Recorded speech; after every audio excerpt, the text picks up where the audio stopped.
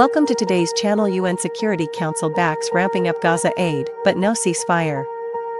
UN Security Council has adopted a resolution on Gaza after days of negotiations. It doesn't call for a ceasefire and leaves Israel in control of monitoring aid deliveries, but the United Arab Emirates, which sponsored the resolution, says it can make a real difference for Palestinian civilians. The United States and Russia were the only two members of the Security Council. Tobstein, the United States ambassador to the UN, Linda Thomas Greenfield, spoke after the resolution was passed. Have listened to what she had to say. It took many days and many long nights of negotiating to get this right. But today, this council provided a glimmer of hope amongst a sea of unimaginable suffering. Today this Council called for urgent steps to immediately allow safe, unhindered and expanded humanitarian access, and to create the conditions for a sustainable cessation of hostilities. That was the U.S. ambassador to the UN, while the UN Secretary-General António Guterres also spoke after the resolution was passed, and he says despite the diplomatic pressure, nothing seems to be changing in Gaza. Over the last weeks and days, there has been no significant change in the way the war has been unfolding in Gaza. There is no effective protection of civilians. Intense Israeli bombardment and ground operations continue. More than 20,000 Palestinians have reportedly been killed, the vast majority women and children.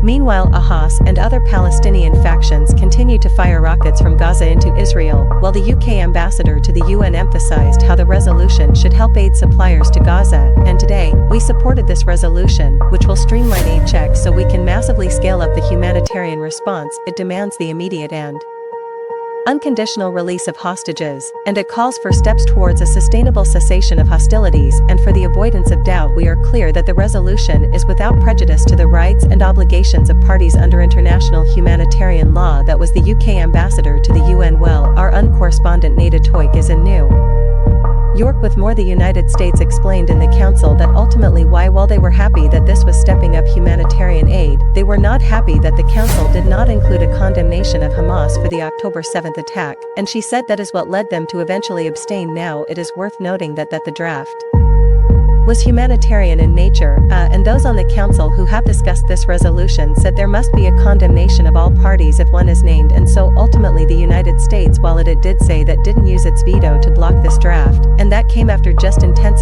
negotiations, really at the highest level in capitals, to try to reach an agreement. And as we heard from the Secretary General today, he says there shouldn't be a judgment about the aid and how much is getting in by the number of trucks that are at the borders crossing into Gaza. He said that there is a real problem with the way Israel is conducting its military operation. Again, these kind of international calls for a ceasefire are growing so loudly, and while the UAE did kind of defend this resolution, she did acknowledge, the ambassador El North by East, that it is not perfect, and that they will continue to push for a ceasefire. And another, that the language that was changed in order for this to go through refers to a ceasefire in terms of creating conditions for a ceasefire. That's what this is, that too vague to be meaningful. That's what a lot of critics argue. We saw, for example, real divides in the Arab group of nations, Jordan, Algeria, members taking their name off sponsoring this resolution because they thought it was just watered down too much, that it really made no impact. They said it would be better not to have a resolution at all rather than to have this one. But again, some saying given the dynamics on the ground, given the United States is still against a ceasefire, it was better to kind of work within the parameters they could to get some stronger,